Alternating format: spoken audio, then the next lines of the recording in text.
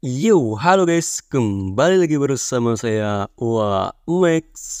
Berbeda dari sebelumnya, kali ini saya akan membahas donghua berjudul seperti apa asal-usul pemuda jenius tersebut? Let's go, kita masuk ke alurnya. Berlatar di kampung halaman Zhao Lusi, terlihat ada seorang pemuda yang lagi main kejar-kejaran dengan beberapa figuran ini. Ya, pemuda tersebutlah MC di donghua ini. Dia bernama Tang San, jenius dari sekte Tang sekaligus pahlawan kekaisaran Tiandou di masa depan.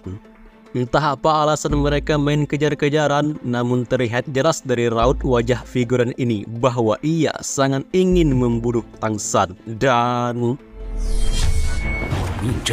saat jarum para figur ini diarahkan ke Tang San, itulah dengan sigap sang MC menggunakan mata ungu iblisnya, hingga para figuran ini pun terkesima dengan kehebatan MC. Lagi-lagi Tang San menampakkan kelihayannya dengan mengaktifkan jurus langkah bayangan hantu, dan karena tak ada cara lain, orang ini pun terpaksa menggunakan jurus andalannya. Dan tiba-tiba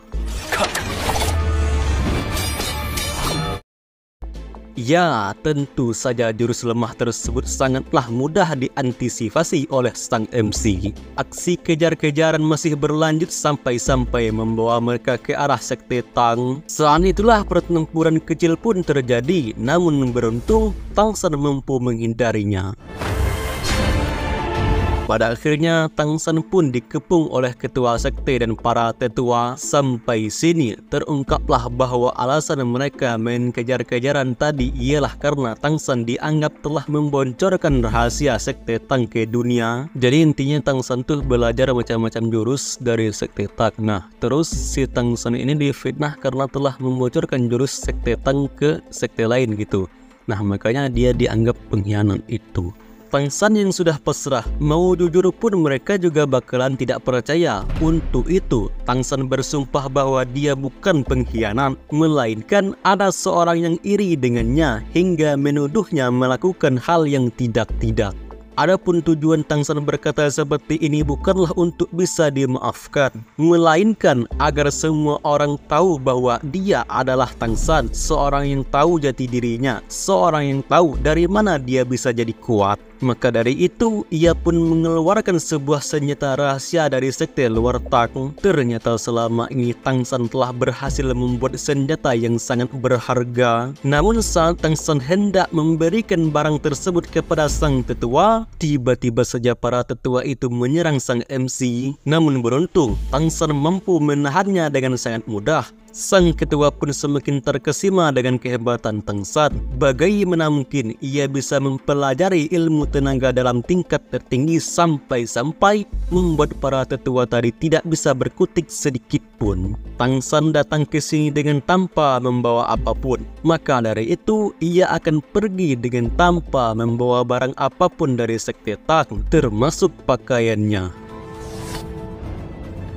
Penyesalan selalu datang terlambat. Ya, itulah kata-kata yang cocok dari sang ketua sekte ini. Terlihat ia sangat sedih dengan kepergian Tang San. Melihat akan hal itu, seketika para tetua menenangkannya dengan berkata, untuk apa begitu sakit hati dengan seorang pengkhianat? Mendengar perkataan tersebut, sontak membuat si ketua marah. Ia pun menjelaskan bahwa Tang San bukanlah pengkhianat. Logikanya, mana ada pengkhianat yang tak kabur setelah mendapatkan jurus rahasia? Mana ada pengkhianat yang rela memberikan senjata rahasia ke sekte Tang? Yang padahal jika senjata tersebut digunakan, maka akan mampu menghabisi semua yang ada di sini. Namun Tang San malah memberikannya sebagai hadiah terakhirnya bagi sekte Tang. Intinya, apakah orang seperti itu layak disebut pengkhianat? Sebuah pertanyaan yang tak harus dijawab. Si tetua bertanya, tetapi kan dia mencuri jurus sekte. Si ketua pun menjawab, jika kau juga mampu membuat jurus bunga lotus amarah, maka apapun yang kau curi di sini, aku bakalan tidak mempersalahkannya. Sang ketua pun memberikan perintah kepada murid-murid cari Tang San hidup atau mati. Jika Tang San berhasil ditemukan dalam keadaan hidup, maka ia akan jadi penerus sang ketua dan akan menjadi ketua sekte Tang. Dan inilah suara istri yang tersakiti.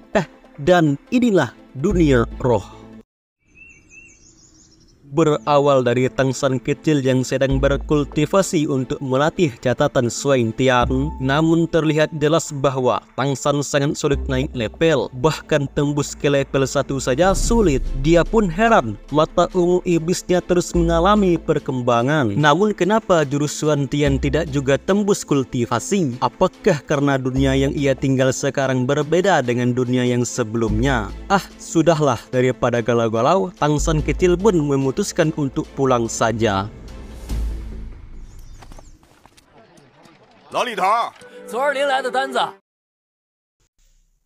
Saat sedang di perjalanan itulah terlihat ada seorang bapak-bapak yang lagi mengumpat bahwa dulu desa ini pernah didatangi Master Loh yang mulia. Namun saat lagi asyik mengumpat, tiba-tiba saja si kepala desa menyuruh mereka segera pergi ke pasar dan lebih baik jualan daripada mengumpat tak jelas. Singkat waktu, Tang San kecil pun sampai ke rumahnya. Sebagai anak yang soleh, ia pun menyiapkan makanan untuk ayahnya yang lagi kelelahan akibat seharian bekerja. Namun saat hendak makan, tiba-tiba si kepala desa mengetuk pintu untuk mengajak Tang San ke suatu tempat.